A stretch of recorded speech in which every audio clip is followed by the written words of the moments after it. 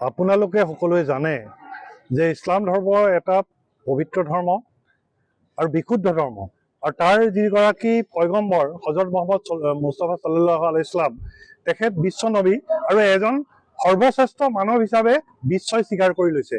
আৰু এগৰাকী এনেকুৱা মহাপুৰুষৰ ওপৰত হীৰেন হিন্দু অসম নামৰ এজন ব্যক্তিয়ে তেখেতক এনেকুৱা ধৰণে অপমান কৰিছে আৰু যিটো অপমান উজনি অসমৰ খিলঞ্জীয়া মুছলমানসকলে সহ্য কৰিব পৰা নাই।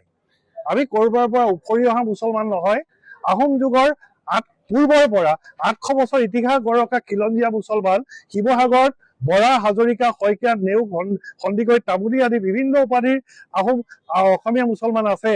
এই অসমীয়া মুছলমানসকলে কিন্তু হজৰত আজান পীৰে যেতিয়া শংকৰদেৱৰ আদৰ্শৰে ইছলাম ধৰ্ম প্ৰচাৰ কৰিছিল, এই বিশ্ব নবীৰ আদৰ্শৰে প্ৰচাৰ কৰিছিল আৰু তেতিয়া সেই ধৰ্মটোক অপমান কৰাটোত আমি অসমীয়া মুছলমানসকল বিশেষকৈ ঐতিহাসিক শিৱসাগৰত ক্ষুণ্ণ হৈ পৰিছোঁ। সেয়ে যিহেতু নিৰ্বাচনৰ পূৰ্বে আৰু নিৰ্বাচনৰ পাছত অসমৰ বৰ্তমানৰ মুখ্যমন্ত্ৰী হিমন্ত বিশ্ব শৰ্মাই কৈছে মুছলিম ধৰ্মটো এটা পবিত্ৰ ধৰ্ম, ভাল ধৰ্ম, বিশুদ্ধ ধৰ্ম আৰু মুছলমানে মৌলবাদীক কেতিয়াও প্ৰশ্ৰয় নিদিয়ে বুলি স্বয়ং মুখ্যমন্ত্ৰীয়ে কোৱাৰ পাছত হীৰেন হিন্দু অসম বেয়া ব্যৱহাৰ কৰিছে বিশ্বনবী হজৰত মহম্মদৰ ওপৰত।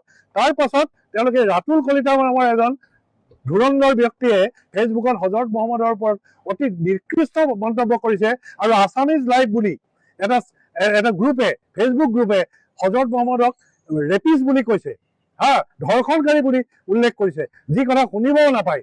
এনেকুৱা ধৰণৰ ঘৃণনীয় কথা কৈ আমাৰ ধৰ্মগুৰুজনক অপমান কৰি সমগ্ৰ মুছলমান সমাজক অপমান কৰিছে আৰু উজনি অসমৰ মুছলমান সমাজ এতিয়া ক্ষোভিত হৈ পৰিছে।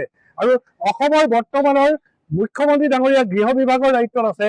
অসমৰ গৃহ বিভাগৰ দায়িত্বত থকা মুখ্যমন্ত্ৰী ডাঙৰীয়া আৰু আৰক্ষী সঞ্চালক প্ৰধান ডাঙৰীয়াক আমি অনুৰোধ জনাইছো, ঐতিহাসিক শিৱসাগৰৰ পৰা ৪৮ ঘণ্টাৰ ভিতৰত হীৰেন হিন্দু অসম এটা পৰ্টেল যিটো গ্ৰুপ আছে, ফেচবুক গ্ৰুপ আছামিজ লাইভ আৰু ৰাতুল কলিতাক তৎকালে গ্ৰেপ্তাৰ কৰি কঠোৰ শাস্তি দিব লাগে। যদি নিদিয়ে ৪৮ ঘণ্টা অতিক্ৰম কৰে তেতিয়া উজনি অসমৰ মুছলমানসকলে আমাৰ ধৰ্ম ৰক্ষাৰ কাৰণে আৰু এই ধৰ্মৰ নামত বেয়া ব্যৱহাৰ কৰা এই পাখণ্ডবিলাকৰ বিৰুদ্ধে বিহিত ব্যৱস্থা গ্ৰহণ কৰিবলৈ বাধ্য হ'ব আৰু ইয়াতকৈ কঠোৰ কাৰ্যসূচী গ্ৰহণ কৰিবলৈ আমি বাধ্য হ'ম। আজি কেৱল শিৱসাগৰ সদৰ থানাত আমি এজাহাৰ দাখিল কৰিছোঁ।